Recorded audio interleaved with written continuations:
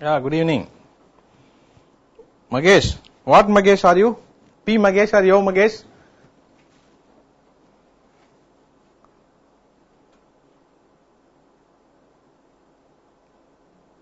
B. Second, isn't it? B Magesh. You want to be Magesh, isn't it? Okay. What happened to your friend? ஏன் வரலாம் இன்னைக்கு? Record ஒர்க்ல record பண்றானா? Okay. நீ பண்ணியாச்சு record ஒர்க்லாம்?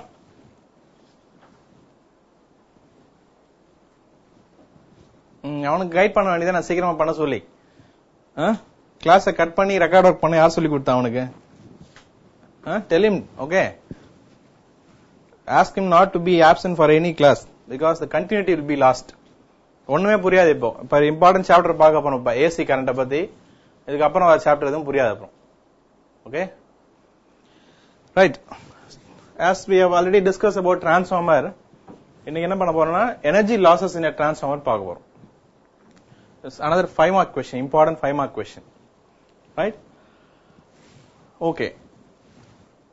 We have already discussed that what is an ideal transformer, isn't it? An ideal transformer is the one which has got a 100% efficiency. 100% efficiency. That means there is no energy loss. அப்படி இருந்தா என்ன சொல்லுவோம் அத 100% efficient or ideal transformer சொல்லுவோம். But in practically என்ன சொல்லிருக்கோம், energy is dissipated or lost in the windings or core or in the surrounding structure. இந்த மாதிரி various reasonனால energy is lost. And if you take a larger transformers, they are generally more efficient than those rated for electricity distribution, usually perform better than 98%.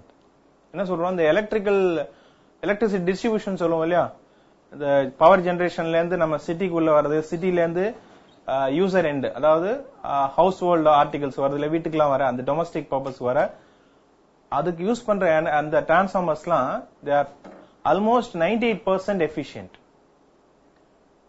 right? But due to various reasons there are some losses. The first one is hysteresis loss அப்படினு சொல்லுவாங்க. hysteresis அப்படின்றது என்ன அப்படினா, நம்ம 11th ஸ்டாண்டர்ட்ல last lesson படிச்சிருப்போம் magnetism அப்படினு, right? அதுல hysteresis curve அப்படினு பார்த்திருப்போம். அது எப்படி மேக்னடைசேஷன் ஏற்படுது, எப்படி டிமேக்னடைசேஷன் ஏற்படுது அப்படின்றத பத்தி ஒரு லெசன் படிச்சிருப்போம். ஆஃப் கோர்ஸ் நீங்க படிச்சீங்களான்னு தெரியல எனக்கு. anyhow just remember what is hysteresis loss அப்படினா, the repeated magnetization demagnetization சொல்லுவோம் of a iron core caused by the alternating input current produces loss in the energy called hysteresis loss. நம்ம இங்க current தான் வந்து ஐ மீன் voltage தான் வந்து step down பண்றோம், step up பண்றோம். வேற what is the question of magnetization அப்படின்னு கேட்கலாம் நீங்க. நம்ம ஏற்கனவே பிகினிங்ல படிச்சிருக்கல, when a current carrying conductor, ஒரு current carrying conductor இருந்தா it is always associated with the magnetic field இல்லையா? அதனால இந்த டிரான்ஸ்ஃபார்மர்ல பிரைமரி காயில் செகண்டரி காயில்ல வந்து கரண்ட் போகும்போது டெஃபினட்டா என்ன ஆகும், it will get magnetized also.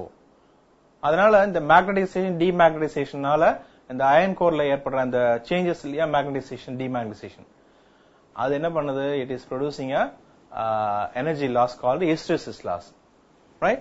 நம்ம ஆன்சர் பண்ணும்போது எப்படி பண்ணணும்னா, இது வந்து காஸ் அண்ட் ரெமெடி, இந்த மாதிரி ரெண்டுத்தையும் ரெண்டா பிரிச்சு கொடுக்கணும். ஓகே, அந்த மாதிரி கொடுத்தா என்ன ஆகும், ஈஸியா அவங்க கரெக்ட் பண்றவங்களுக்கு ஈஸியா இருக்கும். So this is the cause and this is the remedy.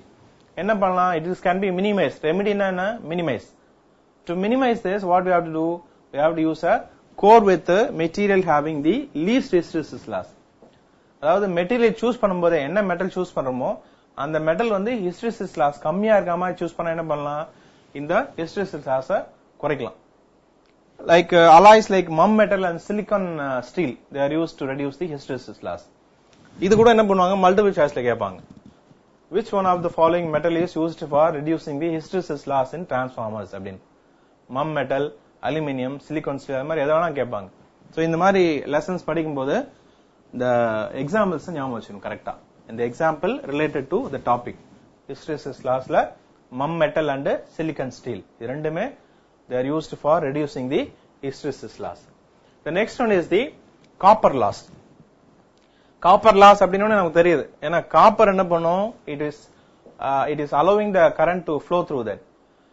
இருந்தா கூட according to Joule's effect, when a current is flowing through a conductor என்ன பண்ணும், some amount of electricity is wasted or dissipated in form of heat energy இல்லையா? அதனால the current flowing through the primary and secondary windings leads to Joule's heating effect. So some amount of energy is lost in the form of heat, right? அப்ப என்ன பண்ணும், we have to இந்த heat energy எப்படி dissipate ஆகுதுன்னா, it is opposing the current. அதாவது நம்ம use பண்ற coil winding இருக்கு இல்லையா, அந்த காயில்ல ரெசிஸ்டன்ஸ் அதிகமா இருந்தா என்ன பண்ணும், அது அந்த ரெசிஸ்டன்ஸ் அதிகமா இருந்தா it will be generating heat. நம்ம சினிமாலாம் பார்த்திருப்போம், பெரிய பெரிய ரெண்டு வில்லன் ஹீரோ எதிர போகும்போது என்ன பண்ணுவாங்க, அப்படியே தீப்பொறி பறக்கும் இல்லையா, because they are opposing power. அந்த மாதிரி இங்கே என்ன ஆகும், ரொம்ப ரெசிஸ்டன்ஸ் காப்பர் வயர்ல இருந்ததுன்னா அந்த காயில்ல என்ன ஆகும், the energy is released in form of heat. அதனால we have to choose to minimize this. What you have to do, thick wires with low resistance to be used. So thick wire with low resistance use பண்ணும்போது என்ன ஆகும், current easier flow ஆகும், so that the copper loss can be minimized. So this is the second one. Third one is the previous chapter we have discussed, eddy current loss அப்படினு பார்த்திருக்கோம். Eddy current loss or iron loss. Again eddy current எப்படி form ஆகுதுன்னு நம்ம படிச்சிருக்கோம் இல்லையா? அதே மாதிரி இந்த இதுல இருக்க இந்த varying magnetic flux, magnetic field இருந்தா ஆகும், இந்த கரண்ட் ஏசி கரண்ட் என்ன பண்ணுது, மினிமம் டு மேக்ஸ் அந்த மாதிரி சேஞ்ச் ஆயிட்டே இருக்கு இல்லையா? அப்படி சேஞ்ச் ஆகுதுன்னா ஆகும், ஃப்ளக்ஸும் சேஞ்ச் ஆயிட்டே இருக்கும். அது என்ன பண்ணுது, இந்த மாதிரி சேஞ்ச் மேக்னெட்டிக் ஃபீல்ட் சேஞ்ச் ஆனா ஆகும், டெஃபினட்டா நமக்கு தெரியும், மேக்னெட்டிக் ஃபீல்ட் சேஞ்ச் ஆனாலோ இல்ல அந்த மெட்டல் ஆசிலேட் ஆனாலோ என்ன ஆகும், அதுல எட்டி கரண்ட் வரும்னு படிச்சிருக்கோம் நம்ம. இப்போ இங்க மெட்டல் வந்து ஸ்டேஷனரியா இருக்கு, ஆனா என்ன ஆகுது, மேக்னெட்டிக் ஃப்ளக்ஸ் சேஞ்ச் ஆயிட்டே இருக்கு. ஏன்னா பிகாஸ் ஆஃப் ஏசி கரண்ட். அப்ப என்ன ஆகும், அந்த மெட்டல்ல டெஃபினட்டா எட்டி கரண்ட் ஃபார்ம் ஆகுது. சோ இந்த எட்டி கரண்ட் என்ன பண்ணும், current is wasting the energy in the form of heat. அதனால தான் பாத்தீங்கன்னா சம்டைம்ஸ் வெளியிலாம் டிரான்ஸ்ஃபார்மர் வெடிக்கும், டமால் டிமில் வெடிக்கும், பார்த்திருப்பீங்க.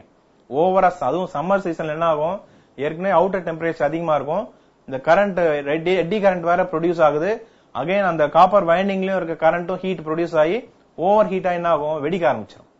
அதனால தான் they will use the transformer oil ஒன்னு யூஸ் பண்ணுவாங்க to reduce this heat. அதனால இந்த மாதிரி ஹீட்ல என்ன பண்ணும், it will lead to wastage of energy in the form of heat. So இத மினிமைஸ் பண்ண என்ன பண்ணும், we have to use a laminated core made up of stelloy or any alloy of steel. இது வந்து ஸ்டெலாய்ன்றது alloy of steel. So இந்த ஸ்டெலாய் use பண்ணா என்ன ஆகும், இந்த லேமினேட்டட் கோர், இந்த வைண்டிங் சுத்தி இருக்கும் இல்லையா, copper wire, primary coil and secondary coil, அந்த மெட்டல் வந்து எப்படி இருக்கணும், லேமினேட்டட் கோரா இருக்கணும். அப்படி இருந்தா என்ன ஆகாது, இந்த ஹீட் எஃபெக்ட் வந்து ரொம்ப இருக்காது, கம்மி பண்ணலாம். இந்த iron loss or eddy current loss can be minimised. So this is the third one. The next one is the flux loss. What is flux loss? இப்போ பிரைமரி காயில்ல எவ்வளவு ஃப்ளக்ஸ் ப்ரொடியூஸ் ஆகுதோ அத கம்ப்ளீட்டா செகண்டரி காயில்ல இருந்தா என்ன ஆகும், the maximum amount of EMF will be induced. ஆனா இங்க flux produced in the primary coil is not completely linked with the secondary coil due to leakage. இதனால என்ன ஆகும், there is amount of energy loss. இத minimise பண்ண என்ன பண்ணுவோம், we have to use a shell type of core. What is that? Shell type. Shell என்ன தெரியும் உங்களுக்கு, ஷெல்னா inside that will be hollow, right? ஷீ ஷெல்னா சொல்லுவோம்ல, அந்த மாதிரி ஷெல் அப்படினால உள்ள வந்து ஹாலோவா இருக்கும், மேல மட்டும் மெட்டல் இருக்கும். அந்த மாதிரி ஒரு கோர் யூஸ் பண்ணா என்ன பண்ணலாம், we can reduce the flux loss. So these are the basic laws of energy in the transformer. இதுக்கு எல்லாம் தவிர in addition to that there is loss due to vibration in the core. நீங்க பார்த்திருக்கலாம், எங்காவது transformer இருக்க இடத்துல போனீங்கன்னா ஒரு மாதிரி ஒரு வைப்ரேஷன் சவுண்ட் இருந்துட்டே இருக்கும், அது எப்பவுமே இருந்துட்டே இருக்கும். அந்த சவுண்ட் எல்லாம் என்ன பண்ணும், this sound is also created because of the current through the transformer. இதனால என்ன பண்ணும், இந்த electricity is converted into sound and sound is also resulting in a loss of energy. So in addition to that, this is the another loss of energy. So these are the basic criteria which is leading to loss of energy in the transformer. The next one is the long distance power transmission. இது ஒரே ஒரு time வந்து 5 mark questionல கேட்டிருக்காங்க, discuss or explain the long distance power transmission அப்படின்னு. Okay, though it is not for exam point of view, இது ரொம்ப important நம்ம தெரிஞ்சுக்க வேண்டிய விஷயம் நிறைய இருக்கு. Let us see what is explained in this topic. நம்ம பிகினிங்ல பார்த்த மாதிரி இந்த எலக்ட்ரிக் எனர்ஜி வந்து டிஃபரெண்ட் ஃபார்மேட்ல டெவலப் பண்றாங்க. ஹைடல் பவர் ஸ்டேஷன் இருக்கு, அட்டாமிக் பவர் ஸ்டேஷன் இருக்கு, தெர்மல் பவர் ஸ்டேஷன். இந்த டிஃபரெண்ட் பிளேசஸ்ல என்ன பண்றாங்க, it is generated, right? It is remote place. It is not located nearby the city or somewhere. It is very remote. You know that Mettur Dam எங்க இருக்குன்னு தெரியும், Ennore thermal power station எங்க இருக்குன்னு தெரியும், similarly Baba atomic station எங்க இருக்குன்னு தெரியும், similarly lignite corporation எங்க இருக்கு, நெய்வேலியில இருக்கு. So these are all very remote places, far away from the city. But after generation of electricity, it has to be transmitted to different region for domestic and industrial use. இல்லையா? அப்போ the electricity which is generated at the generating point has to travel a long distance. It has to be a long distance transmission. அது என்ன பண்ணும், the power lines are made of conducting material like aluminum. பார்த்துப்பீங்க வெளியில வந்து cable போகுது இல்லையா, power cable, electric power cable which is made up of aluminum. இந்த மாதிரி aluminium இருக்குல்ல, என்ன ஆகும், டெஃபினட்டா there is always some power loss associated with these power lines. இந்த மாதிரி அலுமினியம்ல லாங் டிஸ்டன்ஸ் டிராவல் பண்ணும்போது என்ன ஆகும், எலக்ட்ரிசிட்டி நம்ம ஜெனரேட் பண்ற அளவுக்கு அது போய் ரீச் ஆகாது, டெஃபினட்டா பவர் லாஸ் இருக்கும். ரைட், இங்க பார்க்கலாம் நீங்க இது மாதிரி தான் இருக்கும். எப்படி நம்ம பவர் ஜெனரேட்டிங் ஸ்டேஷன்ல பவர் எப்படி ஜெனரேட் ஆகி அதை என்ன பண்ணுவாங்க, ஸ்டெப் அப் பண்ணுவாங்க. வோல்டேஜை வந்து இன்க்ரீஸ் பண்ணி ஸ்டெப் அப் பண்ணி அதை வந்து லைன் வழியா அந்த எலக்ட்ரிக் ஜெனரேட்டிங் கேபிள் இருக்கு இல்லையா, அது வழியா என்ன பண்ணுவாங்க, அனுப்பி ஸ்டெப் டவுன் பண்ணி அது அகைன் இன்னொரு சிட்டி சப்ஸ்டேஷன் ஒன்று இருக்கும் லோக்கல்ல, அங்க போயிட்டு என்ன பண்ணுவாங்க, அதுல திரும்பவும் ஸ்டெப் டவுன் பண்ணி and it will be supplied for domestic or industrial purpose. Right, so this is how the power is transmitted from distance places, from remote places to the local places. இப்போ இதுல என்ன நம்ம தெரிஞ்சுக்க வேண்டியது அப்படின்னா, நான் பிகினிங்ல சொல்லிருக்கேன், இதுல வந்து ஜெனரலா என்ன பண்ணுவாங்க, வோல்டேஜ் தான் இன்க்ரீஸ் பண்றாங்க. வோல்டேஜ் இன்க்ரீஸ் பண்ணி என்ன பண்றாங்க, கரண்ட் வந்து ரெடியூஸ் பண்றாங்க அப்படின்னு சொல்லிருக்காங்க. ரைட், இப்போ suppose you assume that I is the current through the wire and R is the resistance of the conduction wire இருக்கு இல்லையா, பவர் டிரான்ஸ்மிஷன் கேபிள். அந்த கேபிள்ல ஐன்றது கரண்ட் எடுத்துவோம், ஆர்ன்றது ரெசிஸ்டன்ஸ் அப்படி எடுத்துக்கிறோம். Okay, and there is considerable amount of electric power is dissipated. நம்ம joules law of heating பார்த்திருக்கோம் இல்லையா, I square RT ன்னு பார்த்திருக்கோம். H is equal I square RT. T என்றது டைம் விட்டுருங்க. ஜெனரலா how much energy is dissipated அப்படின்னா I square R. இவ்வளவு அமௌண்ட் ஆஃப் எனர்ஜி என்ன ஆகுது, இந்த ஹீட்டிங் எஃபெக்ட்னால டிசிபேட் ஆகுது, வேஸ்ட் ஆகுது. Now the power at the receiving end will be much lesser than the actual power generated. அப்போ some amount of loss is found இல்லையா, அது எங்க போகுது அப்படின்னா இதுதான், இந்த அளவுக்கு தான் என்ன ஆகுது, அந்த பவர் வந்து in terms of heat it is dissipated. But by transmitting the electric energy at a higher voltage என்ன பண்ணலாம், the power loss can be controlled. Right, அதுக்கு ஒரு எக்ஸாம்பிள் பார்க்கலாம், எப்படி வந்து இந்த பவர் லாஸ் வந்து வோல்டேஜ் இன்க்ரீஸ் பண்ணி நம்ம டிரான்ஸ்மிட் பண்ணாக்கா எனர்ஜி லாஸ் வந்து கம்மியா இருக்கு அப்படின்றதுக்கு ஒரு இல்லஸ்ட்ரேஷன். ரைட், ஒரு எக்ஸாம்பிள். Suppose assume that ஒரு 11,000 watt is transmitted at 220 volt. எவ்வளவு பவர் நம்ம பவர் ஜெனரேட் பண்ற அந்த ஸ்டேஷன்ல 11,000 watts பவர் இருக்கு. அது என்ன பண்ண போறோம், இப்போ 220 வோல்ட்ல டிரான்ஸ்மிட் பண்றோம். இதுல எவ்வளவு பவர் லாஸ் வருதுன்னு பார்க்கலாம். ரைட், அதுக்கு என்ன பண்றோம், power P is equal VI formula தெரியும் நமக்கு. அதுல இருந்து நம்ம என்ன கண்டுபிடிக்கிறோம், கரண்ட் என்னன்னு கண்டுபிடிக்கிறோம். அப்போ 11,000 divided by 220, right, P by V அதுதான் 50 amps. அப்போ 220 வோல்ட்ல கரண்ட் சப்ளை பண்ணும்போது எவ்வளவு ஆம்பியர் கரண்ட் இருக்காங்க, 50 amps கரண்ட் இருக்கு. Okay, if R is a resistance, அது வந்து ஒரு கேபிள் வந்து சேம் கேபிள் தான் யூஸ் பண்ண போறோம். let us take it as a constant value. Okay, என்ன சேஞ்ச் பண்ண போறோம், வோல்டேஜ் மட்டும் சேஞ்ச் பண்றோம். இப்போ மினிமம் வோல்டேஜ் வச்சு பவர் டிரான்ஸ்மிட் பண்ணும்போது அதுல 50 amps கரண்ட் வருது. எவ்வளவு பவர் லாஸ் வருது பாருங்க, I square R ல பார்க்கும்போது 50 square into R, அப்போ 2500 times R, இவ்வளவு வேல்யூ ஆஃப் வாட்ஸ். ஓகே, இவ்வளவு watts of power is wasted in terms of heat. Right, எப்போ if it is 220 volt. Right, you keep the example as it is, first example. Let us go to the next example. Instead of 220 volt, if you are transmitting at 22,000 volt, இப்ப என்ன பண்றோம், voltage step up பண்றோம். அதே amount of பவரை 22,000 வோல்ட்ல transmit பண்ண போறோம் வச்சுக்கோங்க. Now let us take what is the current. So from the formula P is equal to VI, I find out I is equal to P by V. So 11,000 by 22,000. என்ன ஆகும்? It is 0.5 amps. So in the earlier previous caseல 50 amps இருந்தது இல்லையா, 50 ampere. இப்போ என்ன ஆச்சு? 0.5 ampere ஆயிடுச்சு. Suppose if you use the same formula I square R, where R is the same wire having the same resistance, substitute பண்ண என்ன ஆகுது? 0.25 watts ஆயிடுச்சு. அங்க 2500 watts பவர் வேஸ்ட் ஆச்சு, பட் இங்க எவ்வளவு ஆச்சு? 0.25 watts தான் வேஸ்ட் ஆகுது. அப்போ what do you infer from that? If the power is transmitted at a very high voltage, definitely power loss ஆகும், ரொம்ப கம்மி ஆகும். So that the power can be transmitted for a longer distance. Okay, that is what we have to understand. So to reduce the power loss considerably, power has to be transmitted at a higher voltage. அது நீங்க ஞாபகம் வச்சுக்கணும். Higher voltage so that the current will be very low. Right? அப்போ என்ன பண்ணுது? Transmitting electric power at 11,000 watts at 220 volt, the capacity of a line wire has to be 50 amps. And the transmission is done at 22 volts, it is only 0.5 amps. This is what we have inferred from the previous example. Right? Similarly, இன்னொரு point பாத்தீங்கன்னா 50 amp current இருக்குன்னு வச்சுக்கோங்க. அத transmit பண்ணோம்னா தி current carrying wire இருக்குல்லையா, அதனுடைய capacity அதிகமா இருக்கணும். ஏன்னா நிறைய கரண்ட் போகும்போது அந்த வயர் வந்து ஹீட் தாங்காம என்ன பண்ணும்? மெல்ட் ஆயிடும். அப்போ 50 amps கரண்ட் போகணும்னா அந்த வயரோட திக்னஸ் என்ன இருக்கும்? அதிகமா இருக்கும். அப்ப திக்னஸ் அதிகமாச்சுன்னா என்ன ஆகும்? காஸ்ட் ஆஃப் டிரான்ஸ்மிஷன் அதிகமாகும்.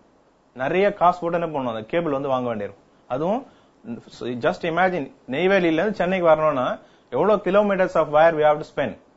சோ அதெல்லாம் பார்க்கும்போது to support these wire again என்ன பண்ணும்? அந்த போல்ஸ் எல்லாம் பார்த்திருப்பீங்களா, அந்த செல்போன் டவர்ஸ் மாதிரி கரண்ட் கேரிங் அந்த போல்ஸ் எல்லாம் கூட இருக்கும். அதெல்லாம் கூட என்ன இருக்கும்? பெரிய ஜைஜாண்டிக் டிரான்ஸ்பார்மர் மாதிரி இருக்கும். பிலிம்ல வரும் இல்லையா, டிரான்ஸ்பார்மர் பிலிம்ல அந்த மாதிரி ரோபோ மாதிரி பெருசா நிக்கும், பார்த்திருப்பீங்க, இப்படி கை வச்சுட்டு. அதுக்கு சாதாரண கேபிளுக்கே அவ்வளவு ஹைட்டா இருக்கும்போது இன்னும் திக்கான கேபிள் என்ன பண்ணும்?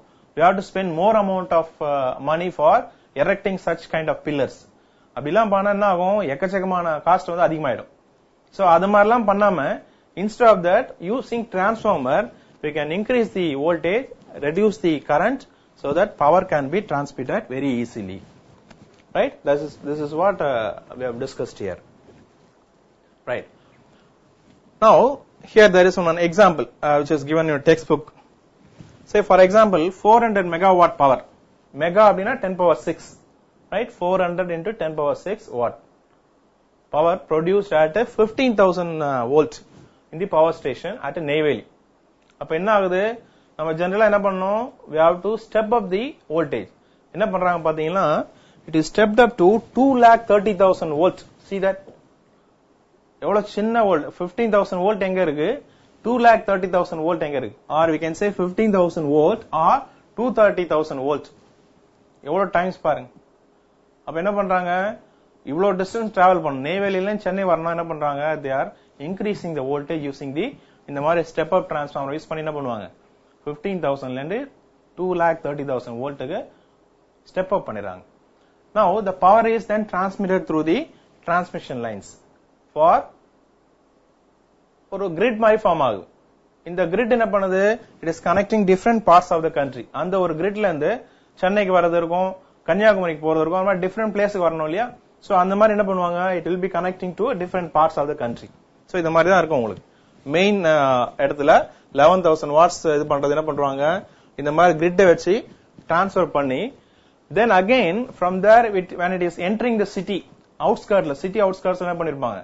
there will be another unit will be there where the transformer will step down that from 2,30,000ல என்ன பண்ணும்? பாதியா குறைக்கும், 1,10,000 அந்த மாதிரி. ரைட்? அகைன் இந்த பவர் வந்து நம்ம டொமஸ்டிக் பர்பஸ்க்கோ இண்டஸ்ட்ரியல் பர்பஸ் கிட்ட வரும்போது என்ன ஆகும்? 11,000 திரும்ப இன்னொரு டிரான்ஸ்ஃபார்மர்ல குறையும். Before distribution to the user R domestic purpose என்ன பண்ணுவாங்க? another step down transformer will be there. If it is industry உள்ளே வச்சிருப்பாங்க ஒரு டிரான்ஸ்ஃபார்மர், அவங்களுக்குலாம் வந்து 440 வோல்ட் வேணும். நம்ம டொமஸ்டிக் பர்பஸ்ல என்ன பண்ணுவோம்? ஒரு ஸ்ட்ரீட்னாக்கா அந்த ஸ்ட்ரீட்டோல 2 ஸ்ட்ரீட் சேர்த்து ஒரு டிரான்ஸ்ஃபார்மர் இருக்கும். அந்த டிரான்ஸ்ஃபார்மர் என்ன பண்ணும்? இந்த 11,000 வோல்ட்டை திரும்ப ஸ்டெப் டவுன் பண்ணி minimum volt 220 volt 230 volt நம்ம கொடுவோம், right? So அத மாதிரி the power will be transmitted at very high voltage so that the power loss will be very very minimal. So this is what we have to understand from this topic. இந்த ரெண்டு example சொன்னோம் இல்லையா, அது என்ன பண்ணுவாங்க, sometimes they may be asking in 3 mark question, right? What is the energy loss when the power is transmitted when 11,000 watts power is transmitted at 220 volt அப்படினு கேட்பாங்க. So என்ன பண்ண போறோமா, அந்த P VI ஃபார்முலா யூஸ் பண்ணி கரண்ட கண்டுபிடிச்சி I2R ல substitute பண்ணி this is the value அப்படினு சொல்லணும். ஓகே, சோ அத ஞாபகம் வச்சுக்கோங்க. ரெண்டு எக்ஸாம்பிள் சொன்னா அந்த ரெண்டு எக்ஸாம்பிள் எது வேணாலும் கேட்கலாம், right? Okay, now we are entering the important concept, which is nothing but alternating current, which is forming a basis for the remaining part of our lesson. Okay, right. நம்ம beginningல how to generate EMF by changing the orientation of the coil அப்படினு படிச்சிருக்கோம், isn't it? அதுல the rotation of the coil in a magnetic field induces alternating EMF and also because of the alternating current is flowing அப்படினு பார்த்திருக்கோம், isn't it? அதான் இது, this is what it is shown as alternating EMF or alternating current, which is varying with respect to time. ஏன்னா நம்ம rotation மாத்திட்டே இருக்கோம் இல்லையா, அதுக்கு ஏத்த மாதிரி என்ன ஆகும், இந்த வேல்யூ சேஞ்ச் ஆயிட்டே இருக்கு இல்லையா.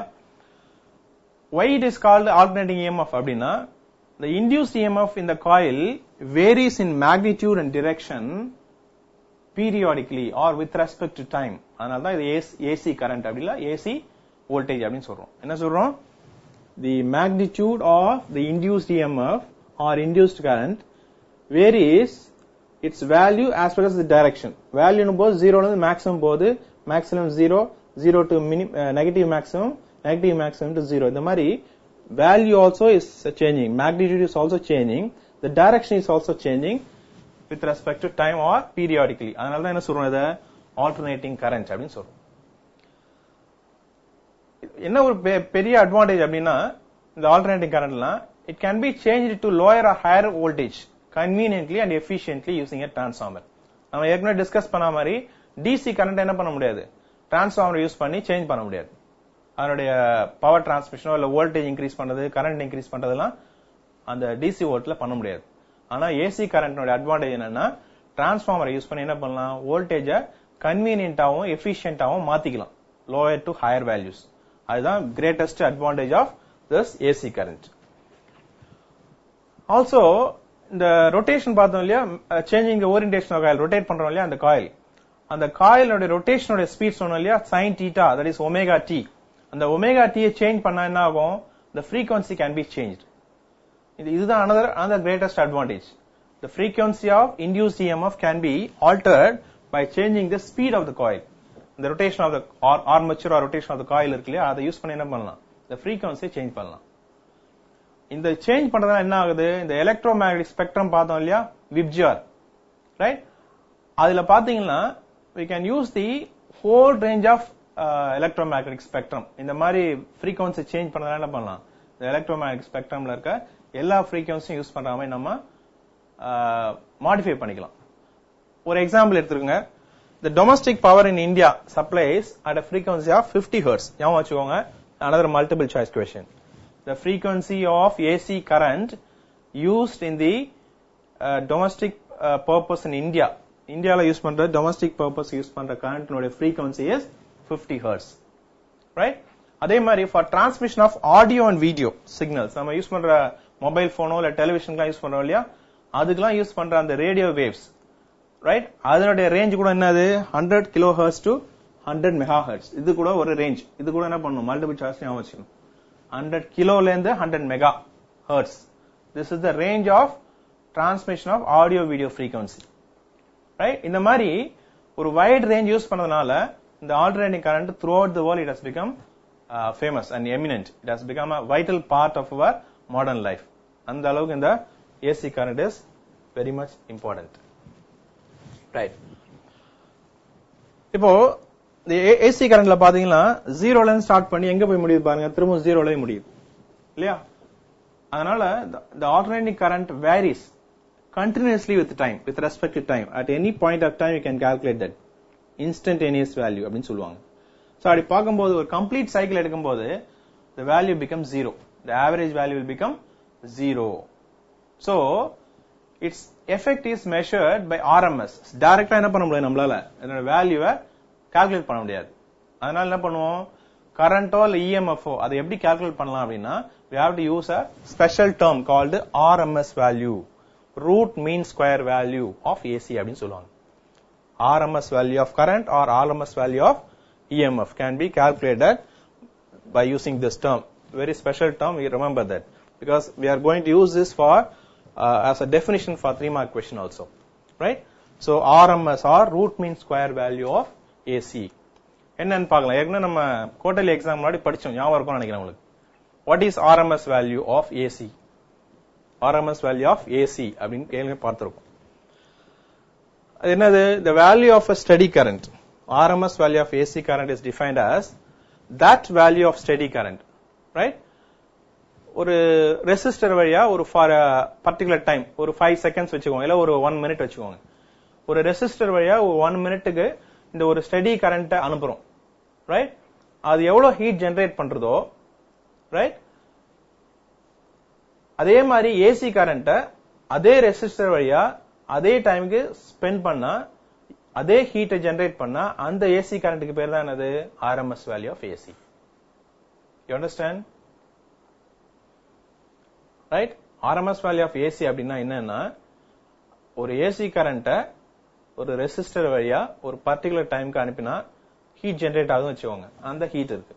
அதே மாதிரி ஒரு ஸ்டெடி வேல்யூ ஆஃப் கரண்ட்டை ஒரு அதே ரெசிஸ்டர் வழியா அலோவ் பண்றோம் ஃபார் அ சேம் டைம், என்ன ஹீட் ஜெனரேட் ஆகுது. இஃப் போத் ஆர் ஈக்குவல் தென் அந்த ஏசி கரண்ட் வேல்யூ தான் என்ன சொல்றோம்? RMS வேல்யூ ஆஃப் ஏசி அப்படின்னு சொல்றோம்.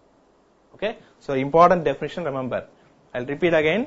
RMS value of alternating current is defined as that value of steady current which when passed through a resistor for a given time will generate the same amount of heat as generated by an alternating current when passed through the same resistor for the same time.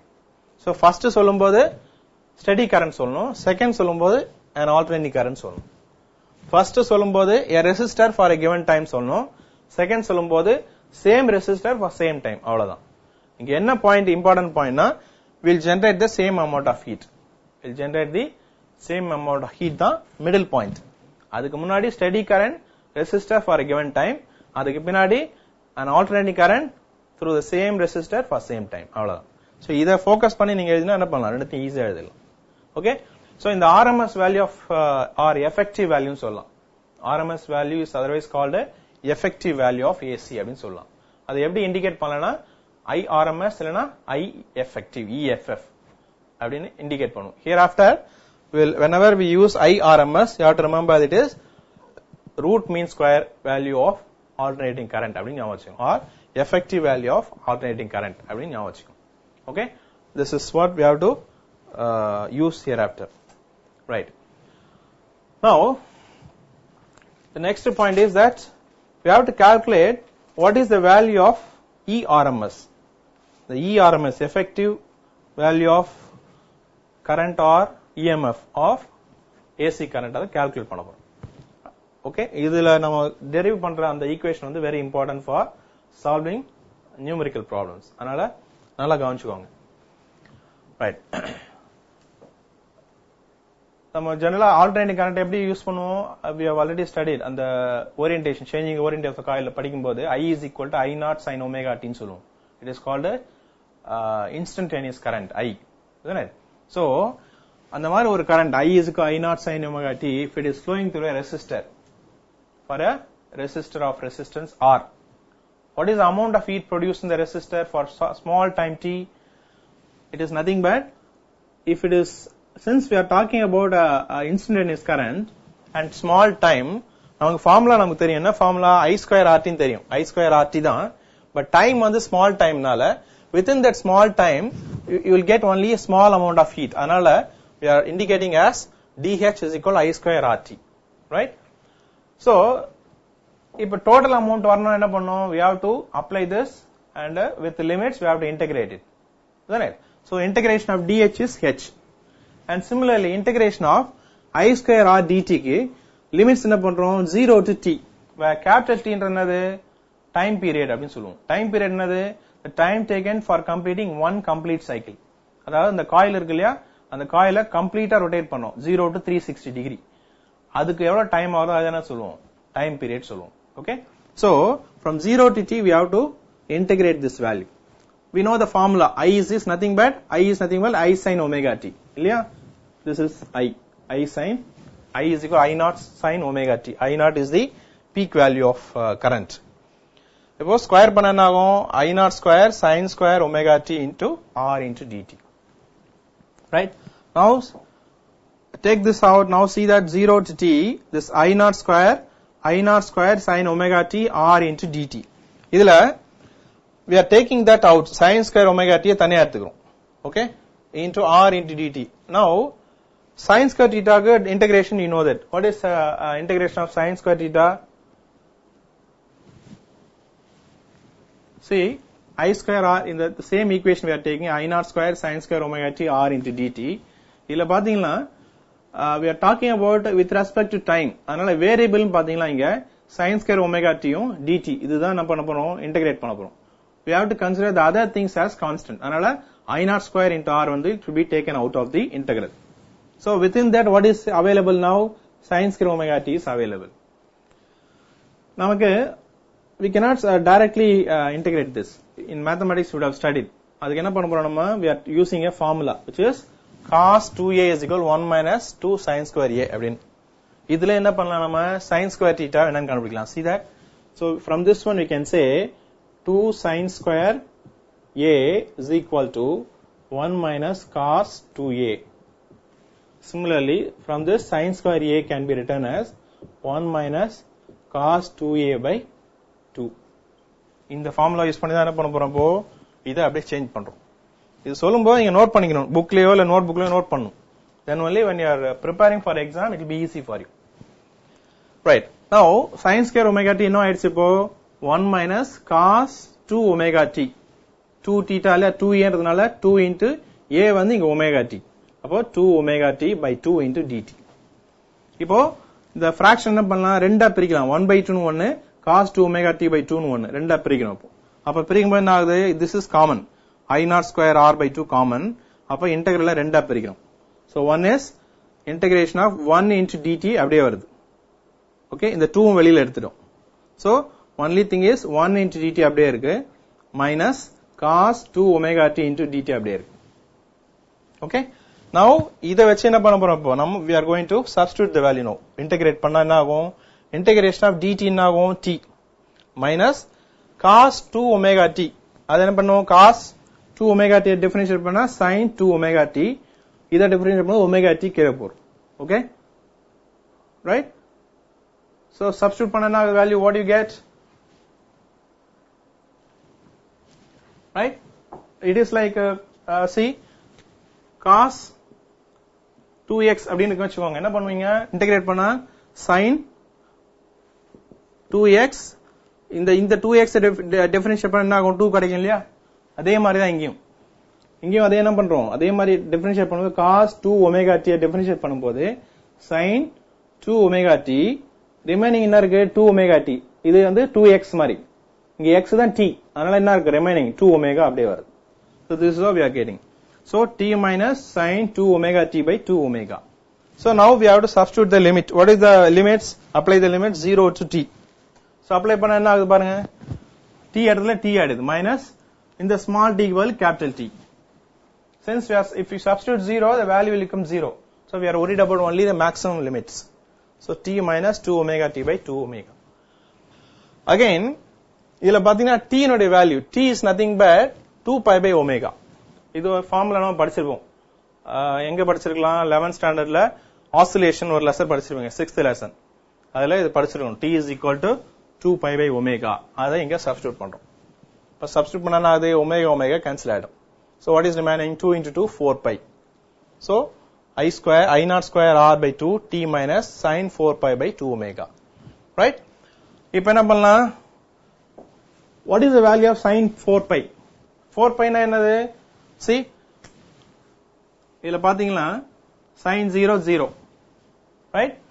sin 90 எவ்வளவு, sin 90 is pi by 2, that is pi by 2. sin 90 is 1, again sin pi எவ்வளவு ஆகும் 0. இத மாதிரி rotate பண்ணிட்டே வரும்போது 1 pi திரும்ப 2 pi 3 pi 4 pi எத்தனை pi போட்டாலும் என்ன ஆகும்? It will become 0 only. So the total value of this one sin 4 pi by 2 omega will become 0. So what is remaining now? It is I naught square r by 2 into t. So h is equal to I naught square rt by 2.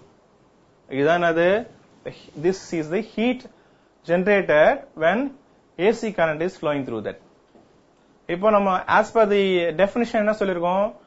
The same amount of heat will be generated when a steady current is flowing through that. இல்லையா? அப்படியே சொல்லிருக்கோம். Right?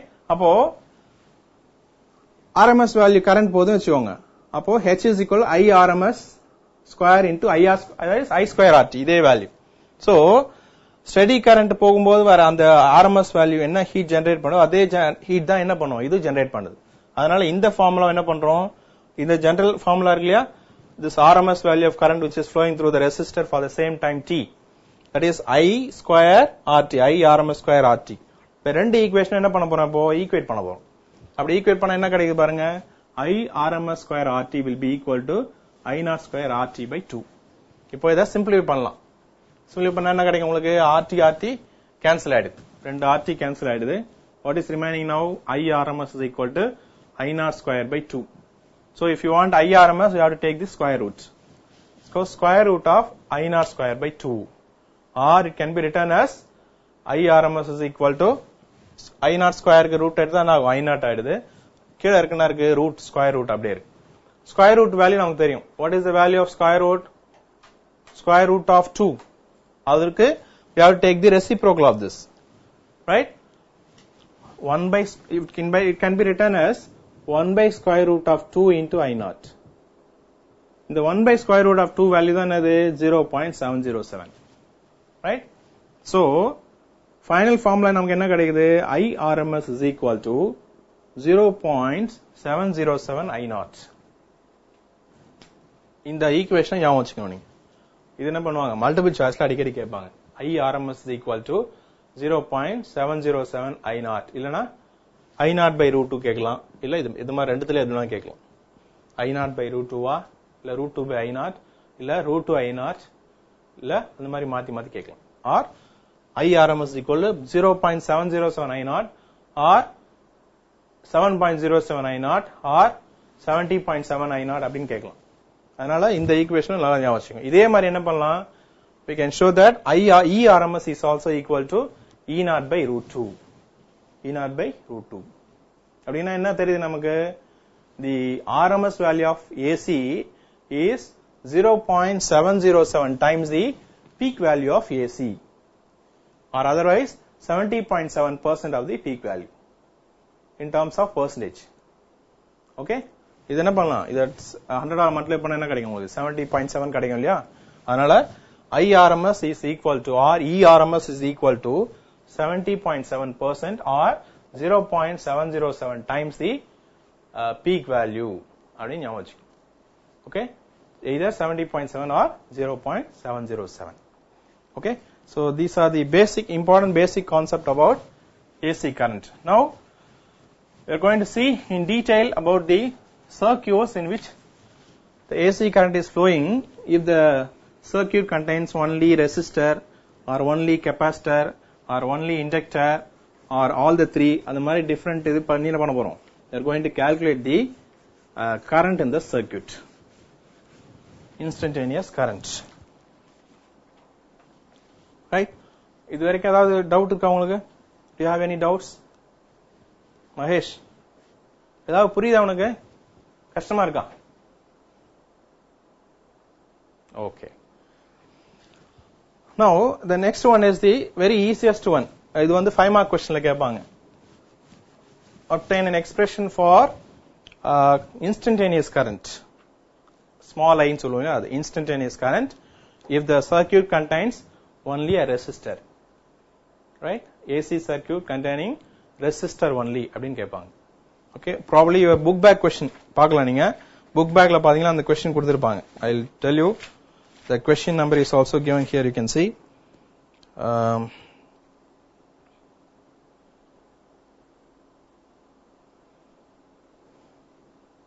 4.44. Obtain an expression for current flowing in a circuit containing resistance only to which alternating EMF is supplied. Find the phase relationship between voltage and current அப்படினு கொடுத்திருக்காங்க. இந்த மாதிரி all the three can be asked. Okay, so just remember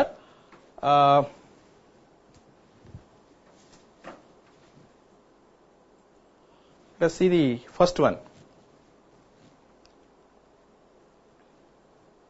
This is the AC circuit with a resistor. So இப்படி ஆரம்பிக்கும்போது எப்படி ஆரம்பிக்கணும் அப்படின்னா இந்த மாதிரி எது கொடுத்தாலும் அங்க என்ன கொடுத்துருக்காங்க ரெசிஸ்டர் கொடுத்திருந்தாங்கன்னா உடனே என்ன பண்ணணும் let an alternating source of EMF be connected across a resistor of resistance R or capacitor of capacitance C. அது மாதிரி என்ன கொடுத்துருக்கோம் அதுக்கு ஏத்த மாதிரி என்ன பண்ணலாம் இந்த first sentence we can form let an alternating source of EMF be connected across a resistor of resistance R. இதுதான் source of alternating EMF. நான் சொல்லியிருக்கேன் symbol இது ஒரு resistor R. It is connected to இந்த மாதிரி R போட்டுக்கோங்க. This is the circuit diagram for the AC current with a resistor. அப்போ இதுல source of EMF சொல்றோம் இல்லையா இந்த source of EMF க்கு ஃபார்முலா நமக்கு தெரியும். எப்படி I is equal I0 omega t பார்த்தோமோ I0 sin omega t பார்த்த மாதிரி இங்க EMF னால E is equal to E0 sin omega t இதான் formula. This is the alternating EMF supplied to the circuit containing only resistor. Right? So இந்த diagram போட்டு என்ன பண்ணணும் இந்த ஈக்குவேஷனை எழுதிருங்க இந்த ஃபார்முலா எழுதினா this carries 1 mark. Okay. இப்போ என்ன பண்ண போறோம் we are going to apply the equation. Formula தெரியும் நமக்கு instantaneous value அப்படினும்போது small e current or volt EMF both should be written in small letter. Now instantaneous value இதுதான் apply பண்ணல EMF E is equal to E0 sin omega t where E0 is the peak value of EMF அப்படினு சொல்லணும் or steady value or peak value.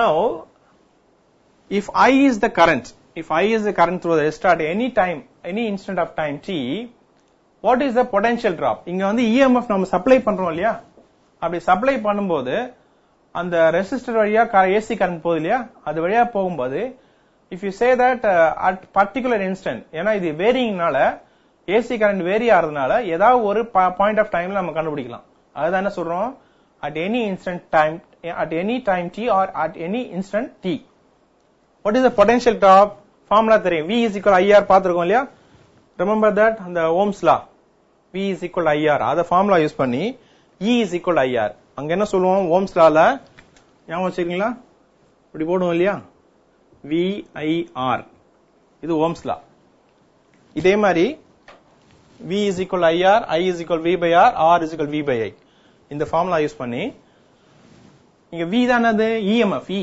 so E is equal IR ஏனா இங்க வந்து instantaneous current resistance value R E is the EMF இப்போ this potential drop must be equal to the applied EMF ஏனா at a particular point of time இல்லையா இந்த potential drop எதனால வருது நம்ம அப்ளை பண்ற EMF னால வருது அப்போ this must be equal to the potential drop okay so அப்படி சப்ஸ்டிட்யூட் பண்ணும்போது என்ன ஆகும் பாருங்க நமக்கு என்ன கிடைக்கும் நமக்கு இந்த E இந்த இடத்துல என்ன பண்ணலாம் IR னு போடலாம் E இடத்துல IR போட்டா என்ன ஆகும் so you will get IR is equal to E0 sin omega t so அதுல என்ன பண்ணலாம் small I கண்டுபிடிக்கலாம் small I என்ன ஆகும் E0 இந்த R அந்த பக்கம் போயிடுது so E0 by R sin omega t again இந்த ஃபார்முலா பாருங்க V by R என்ன கிடைக்கும் V by R is nothing but I இல்லையா அதனால இந்த V by R that is E0 by R அதுதான் அது I0 அப்போ I has become I0 sin omega t this is the equation which we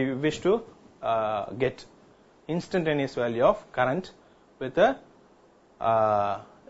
circuit containing resistor alone I is equal to I0 sin omega t what is the value of I0 அப்படினா it is E0 by R I0 is the peak value of current and which is given by E0 by R where R is the resistance of the circuit okay இப்போ இந்த formula பாருங்க first formula நம்ம என்ன கொடுத்தோம் E is equal to E0 sin omega t ன்னு கொடுத்தோம் இது நல்லா கவனிச்சுக்கோங்க இத வச்சு என்ன பண்ணோம்னா phase difference கண்டுபிடிக்கணும் ரைட் அதே மாதிரி I இரண்டாவது ஃபார்முலா நம்ம கண்டுபிடிச்ச formula I is equal to I0 sin omega t இந்த ரெண்டு ஈக்குவேஷன்லயும் பாத்தீங்கன்னா omega t angle theta is equal to omega t பார்த்தோம் இல்லையா, ரெண்டுமே ஒமேகா டி இருக்கிறதுனால we can say that both of them are in phase with each other அப்படி சொல்லுவாங்க. that is applied voltageம் currentம் they are in phase. the phase angle, see that the starting point வந்து சேமா இருக்கு பாருங்க, phase difference கிடையாது. okay, அதனால என்ன சொல்லலாமோ, from the expressions of voltage and current, EMF and current, right, given by the equation 1 and 2, it is clear that in a resistive circuit, a circuit containing only resistor, the applied voltage and current are in phase. இந்த point நல்லா note பண்ணிக்கோங்க, they are in phase. இது multiple சாய்ஸ்ல கேட்கலாம்.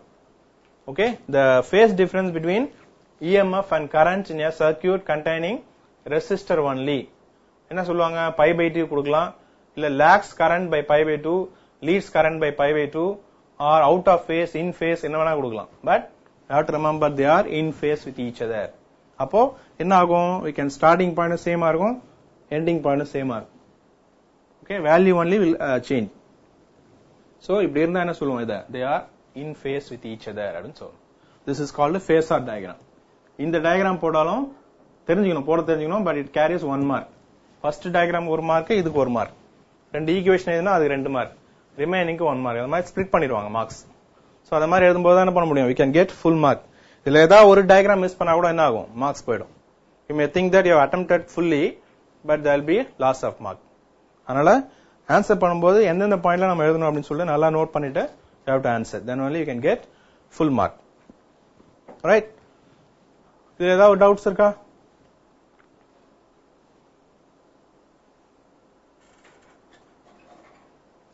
okay, I will stop up to that because though it is a very small one, note down these questions. These are the questions we have discussed today. first one என்ன சொல்ல பார்க்கலாம், மகேஷ் சொல்ல பார்க்கலாம். what is the first question we have discussed today?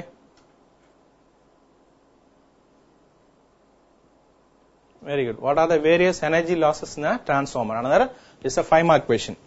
then second question, explain the long distance power transmission, second question. okay, second 5 mark question. and third question is define RMS value of AC. okay, define RMS value of AC.